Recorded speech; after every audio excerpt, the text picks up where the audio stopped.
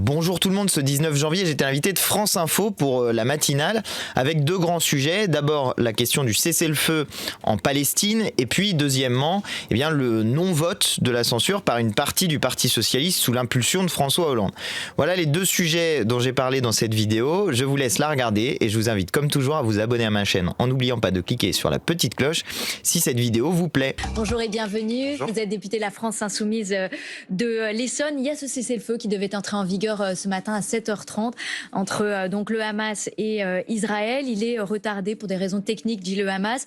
Il n'a pas fourni la liste des personnes libérables, des otages, mais là, le Hamas fait savoir qu'il va incessamment donner les 3 noms des 3 femmes, en principe israéliennes, qui devraient être libérées cet après-midi. Vous êtes inquiet ou vous êtes plutôt optimiste face à ces déclarations ? Je reste inquiet de toute façon parce que ce cessez-le-feu, il est très fragile, tout le monde le sait. Il y a encore eu d'ailleurs des Palestiniens qui ont été assassinés dans ces derniers jours. Donc de part et d'autre, il y a des manières de faire qui peuvent être dangereuses. Néanmoins, c'est quand même un espoir, ce cessez-le-feu, qu'on puisse ensuite aboutir, je l'espère, à une situation de paix. Mais pour venir à une paix, il faudra de toute façon sortir de cette logique de colonisation par Israël. Vous avez toujours demandé cette solution à 2 États et notamment un État palestinien. Vous la redemandez ce matin sur ce plateau ? Bien sûr, il faut qu'il y ait 2 États qui puissent vivre côte à côte et travailler ensemble en réalité. Et c'est ce à quoi nous aspirons.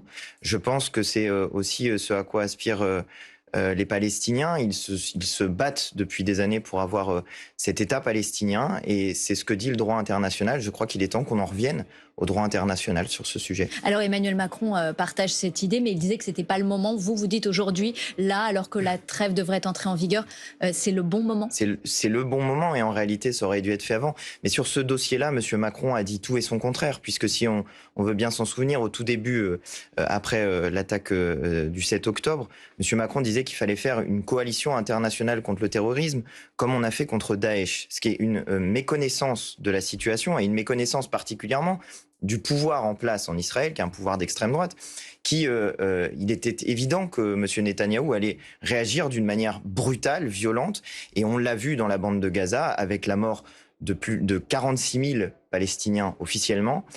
Un tiers d'entre eux sont des enfants, et j'ai eu hier des chiffres qui m'ont beaucoup choqué, c'est que chez ces enfants, la moyenne d'âge des personnes qui se sont fait tuer, c'est 5 ans.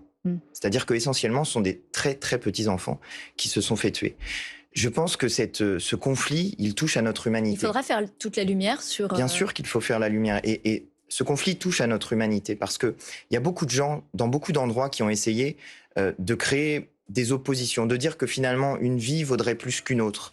Tandis que nous, de notre côté, avec les Insoumis, nous avons défendu une idée simple qui est qu'une vie vaut une vie et qu'il faut revenir le plus rapidement possible au cessez-le-feu et si possible à la paix. Je dis si possible à la paix car il serait faux de dire qu'avant le 7 octobre c'était la paix. Une situation de colonisation, ça n'est pas la paix.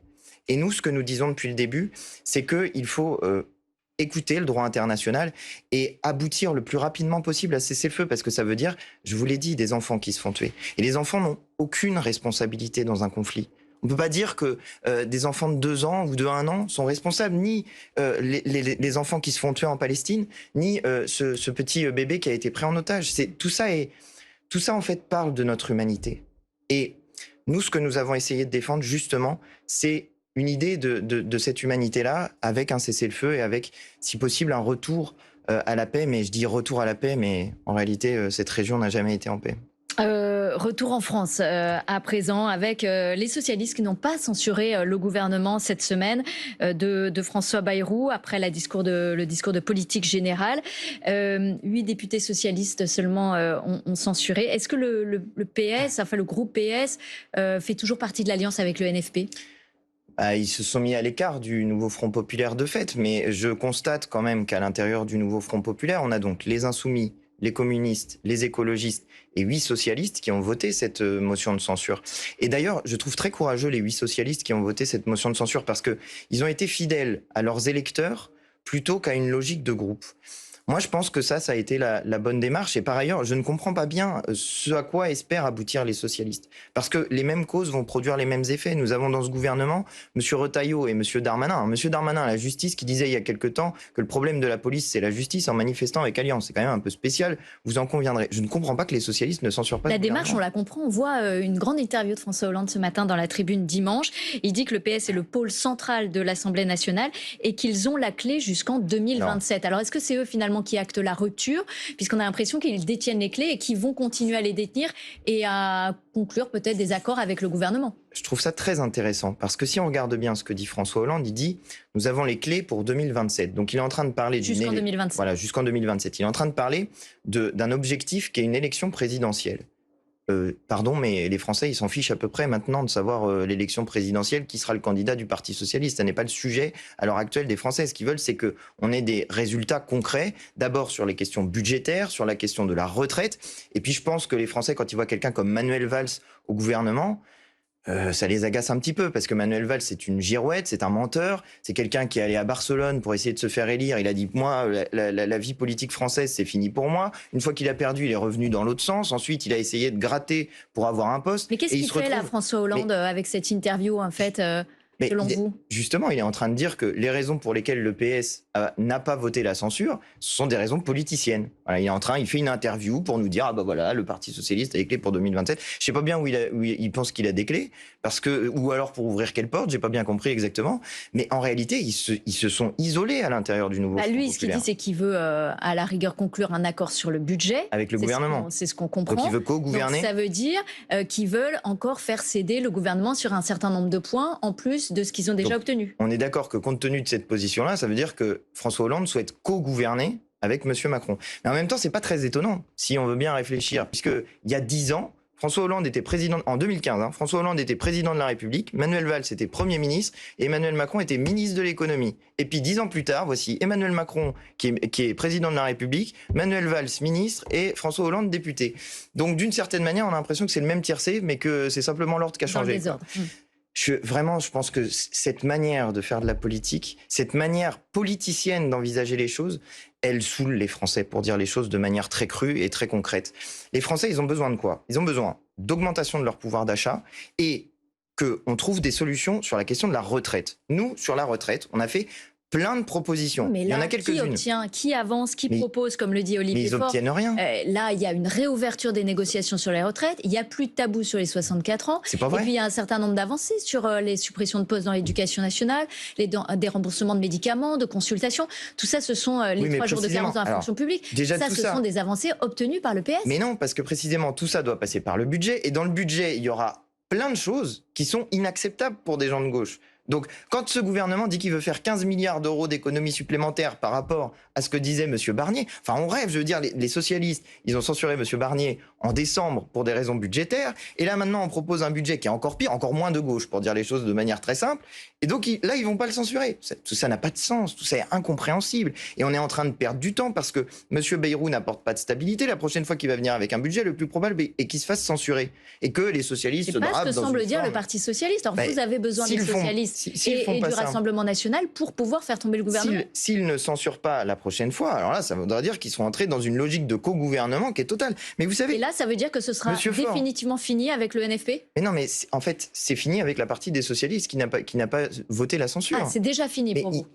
Ils se mettent à l'écart du reste du nouveau Front populaire. Donc moi, ce que je souhaiterais, c'est qu'on avance avec ceux qui sont cohérents sur un programme, sur une stratégie politique, et puis qu'on propose lors des prochaines élections, puisqu'il y en aura de toute façon, qu'on propose un programme et une coalition cohérente. Parce qu'on ne peut pas avoir des gens qui un coup disent oui et un coup disent non. Monsieur Faure, il disait en août dernier, il disait que Monsieur Macron proposerait tout et n'importe quoi, et il disait la seule condition, c'est que vous rapportiez le scalp du nouveau Front populaire, que vous puissiez dire qu'il n'y a plus de majorité de gauche dans ce projet. Enfin, c'est lui qui vient de lui offrir le scalp du nouveau Front populaire, pense-t-il, sur un plateau en allant avec M. Macron. C'est une victoire d'Emmanuel Macron, alors. Je voudrais pas quand... M. Macron, depuis le début, il cherche à se débarrasser de la gauche. Quand il a dissous l'Assemblée nationale, c'est parce qu'il pensait que, comme on n'était pas ensemble aux élections européennes, nous n'arriverions pas à nous mettre d'accord. C'est les socialistes qui ont donné ce point à M. Macron. Moi, je continue à dire qu'il faut que nous soyons cohérents, que nous ayons une cohérence d'ensemble. Mais je ne voudrais pas qu'on oublie le Rassemblement national. Parce qu'il y en a quand même qui s'en tirent bien dans cette histoire. Le Rassemblement national, en décembre, ils ont censuré le gouvernement de M. Barnier pour des questions budgétaires. Et les voici maintenant qui permettent à M. Valls, à Mme Berger et à toute cette clique-là de continuer leur politique en l'aggravant. Vous déposerez une motion de censure, du coup, sur le budget ? De toute façon, si je comprends bien, ils veulent faire un 49.3. Donc s'ils font un 49.3, il y aura une motion de censure. Et s'ils ne font pas de 49.3, eh bien c'est l'Assemblée nationale qui s'exprimera. Si l'Assemblée nationale vote favorablement au budget du gouvernement, ce dont je doute, voyez-vous, eh bien ce budget passera. Et si l'Assemblée nationale vote contre, ce budget ne passera pas. Mais par ailleurs, je voudrais rappeler quand même que sur la partie recettes du projet de loi de finances de la Sécurité sociale, il avait été adopté. On avait voté, on avait déposé des amendements et puis on avait adopté la partie recettes du budget de la Sécurité sociale. On avait fait quoi avec le nouveau Front populaire? 20 milliards de recettes supplémentaires. Ça voulait dire que le budget de la Sécurité sociale était excédentaire de 5 milliards d'euros. Ce qui nous aurait permis ensuite de faire de la redistribution et d'augmenter les moyens dans le secteur de la santé. Vous voyez, les gens qui sont responsables, c'est plutôt nous en réalité. On utilise l'Assemblée nationale pour déposer des choses qui s'appellent des amendements. On essaye de faire adopter des budgets par des voies démocratiques. Et ceux qui sont dans une logique autoritaire, ce sont les macronistes malheureusement. François Hollande parle d'irrespect, de logique irrespectueuse de la part de Jean-Luc Mélenchon et du NFP. Une position irrespectueuse et arrogante de LFI au sein du NFP. Et puis il fustige aussi Jean-Luc Mélenchon. C'est pas Madame Irma avec ses prophéties qui ne se réalisent jamais. Il annonce la chute du gouvernement sur le budget, ça n'arrivera pas. Vraiment, donner du crédit à François Hollande, qui était une personne qui a été incapable de se représenter à l'élection présidentielle en 2017, tellement il était détesté par le peuple français, je pense que c'est prendre les Français pour des gens qui ont une mémoire de poisson rouge.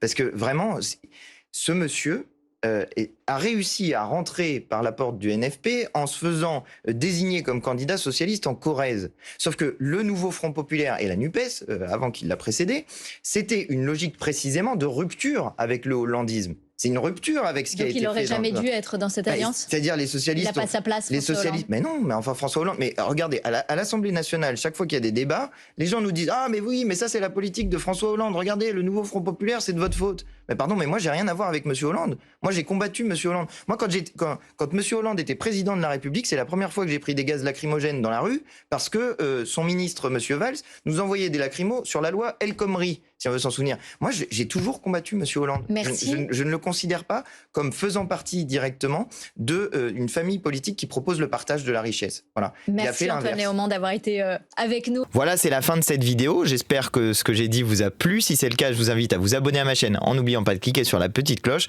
pour recevoir des notifications lors de la publication des prochaines vidéos. Et je vous dis à très bientôt sur cette chaîne. Magnifique, c'était limpide, j'ai tout compris.